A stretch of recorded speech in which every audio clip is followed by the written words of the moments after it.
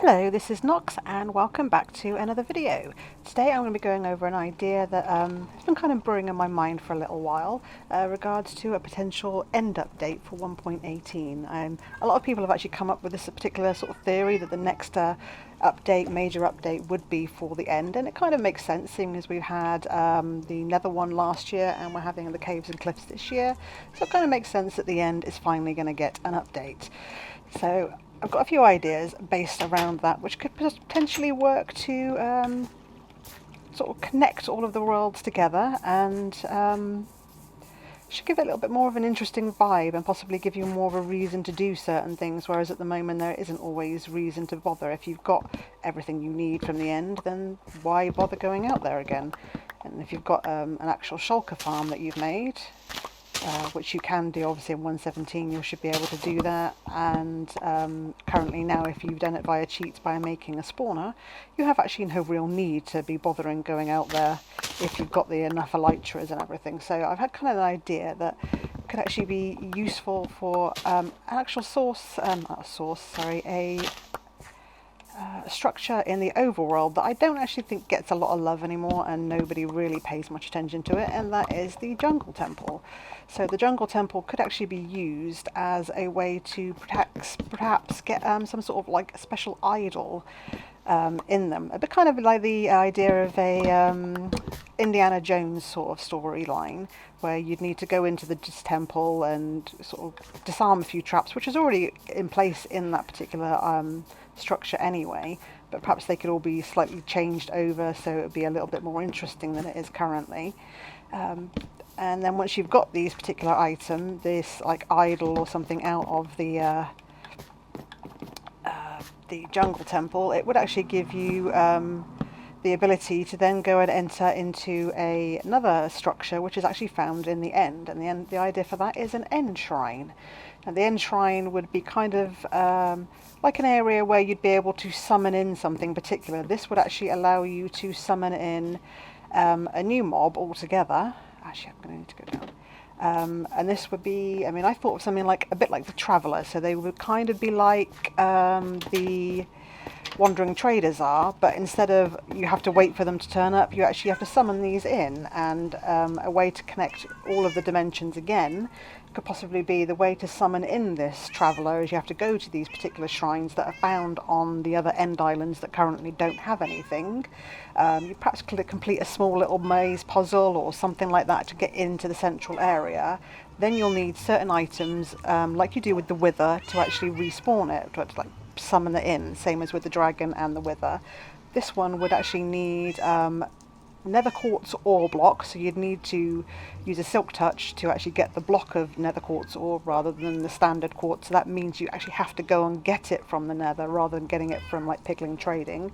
And utilize a new thing coming with 1.17 with the amethyst. So actually have an amethyst block, so the quartz ore would kind of make up the base structure of the actual the body area of it, and then you would use some of that will do, and you would then use the amethyst block to actually create the head part of it, and that would then actually summon in the guy for you. And once he's summoned in, he then has an option to be, you're able to trade with him. So you'll need to take out the correct currency, and I haven't really decided what I think a good currency would be for him. I mean, maybe nether quartz could be a good potential option as a currency for him, and perhaps utilize the idea of let me just get around the corner. Just trying to think what they're called now. Amethyst shards, that was the word I was looking for. Brain completely froze up on me there. The amethyst shards. So by using up that as well, that means you can you're kind of connecting all of the dimensions together by using that as your form of currency for him.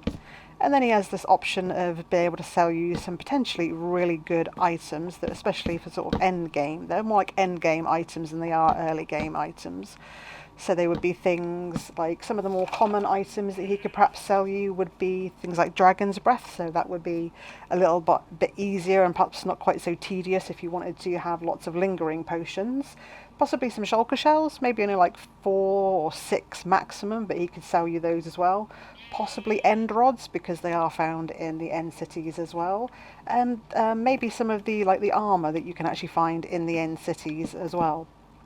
So he would actually have the option to sell you some enchanted either iron or diamond uh, armor or weapons or something similar, you know, the things that were generally found in those cities anyway. And additional things that would be the sort of the ones that people would really want him for would be the potential of offering some special enchanted books. Now this wouldn't really require any major work, I don't think, sort of development wise, because obviously enchanted books already exist in the game. So that's easy enough to recreate, but instead of having them as they are currently, you'd actually have a slightly different one. And the idea, for my sort of idea for this, is they would be level 5 books. So where you have like max level 3 on looting and fortune, this guy would actually potentially give you the option to actually get a level 5. Now it's kind of one of the rarer sort of items that you would have, so you wouldn't always have it on him, but sometimes you would, and if you got lucky you'd be able to buy that. And I think obviously with the way things are changing for the ores and everything, the potential to actually be able to get a lot of this a lot quicker and possibly get really better sort of mob drops off of the creatures that we're going to be dealing with in the update, that could actually be a very useful thing to have around. So that's the idea for that part there. The biggest drop that he could potentially have, now I have no idea if this is actually doable because of the mechanics behind it, but it would be something very similar to a beacon, but instead of having a beacon that gives you buffs to deal with haste and regeneration, this would actually be a beacon that you would need to put onto a platform similar to the normal type beacon, but maybe it's amethyst blocks rather than the other ones that we normally use. This one would actually repel or prevent various mobs from spawning, so it would be like a hostile mob detractor. It would prevent hostile mobs from spawning in an area, and I know that's something a lot of people in the community have been talking about for a number of years now, that something like that would be something they would actually enjoy having, because it would make things a lot easier in some cases.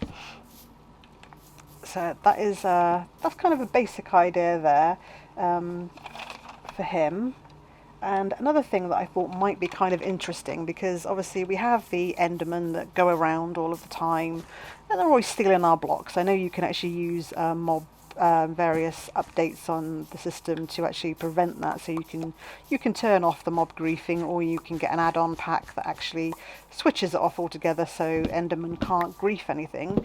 But perhaps there's a reason as to why they take our blocks, is maybe on some of the other end islands you could have Enderman housing units, a bit like some of the bastions, because the Endermen do tend to sort of go around together in groups sometimes, especially in the end, more so than in the overworld.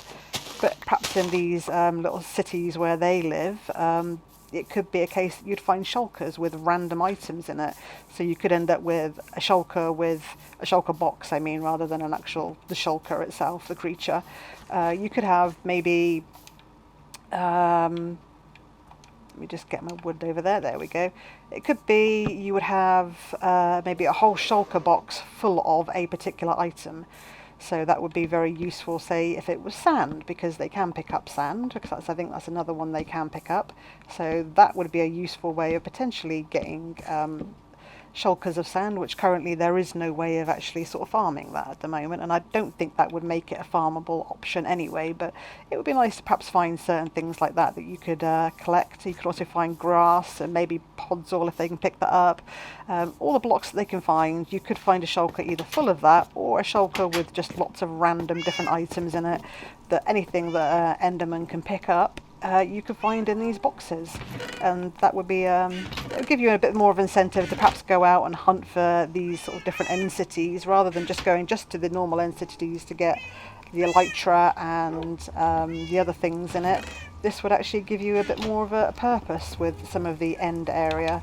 So I think sometimes a lot of the stuff in the end probably doesn't get as much love as it should do, and I think that's probably true for a lot of places, that once an update's been done and the kind of sort of excited shininess of the new update is worn off, maybe those areas aren't utilised as much. I mean, I don't know how much people actually utilise the new biomes of the Nether, or if it is simply a case that, okay, yeah, we've got it, we know where to get everything, and the nether is just used as a means of transport and farms again. So perhaps finding ways to incorporate different features into these biomes or the dimensions for us could actually make these areas a little bit more purposeful and give them a bit more of a reason behind why they're there. And also I think it was the idea of it just being able to link up the areas together would actually make it really useful as well, because then all the biomes kind of make sense. We kind of got an idea why we've got what we've got and where we've got it. So I think that would be a potential way of doing it. I mean, I haven't got any sort of ideas in exactly how it could look because my drawing skills aren't great, so it's not something I could actually draw and come up with a ton of ideas for.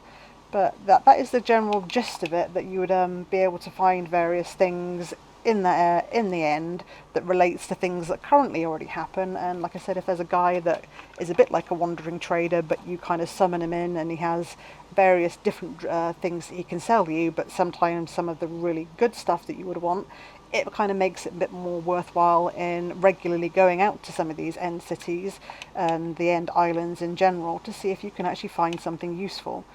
So I don't know how other people would think of that, but I think that's kind of an interesting way of just connecting the worlds together. But that is the idea I have currently for that. Let me just finish that bit there. Here we go. So I'm just doing a little bit of repair from where I got a lightning strike on my stable here. And yeah, I still need to add a few more bits in because we have floating barrels, and well, that's not kind of normal. I need a few more hay bales in here to kind of repair the damage, and I will also be looking forward to getting a lightning rod so that doesn't happen again. Well, anyway, that is kind of the end of this video. It was only a short one, just to kind of give you an idea of something I've been thinking about, and obviously as the end has been an area that people are thinking about and talking about as the next potential update, I thought I would kind of throw out my ideas. And if you've got any comments or suggestions of your own, then please feel free to pop them down in the comments below, or you can contact me via Instagram or Twitter, or I have got a Discord as well, which I'll be putting that into the link as well. And there you go. There should be another video out on Friday. I'm not sure exactly what I'm doing then. I may do another talking video covering sections about why I think Bedrock needs to get more love off the community, and why it's not fair that we always get so much grief about being buggy and unstable. Or I might just do something with some of the builds that I'm going to be doing in my single player world, or it might be in a different world altogether. So we'll have to wait and see on that. And thank you very much for coming along, and I will see you again next time. Bye bye.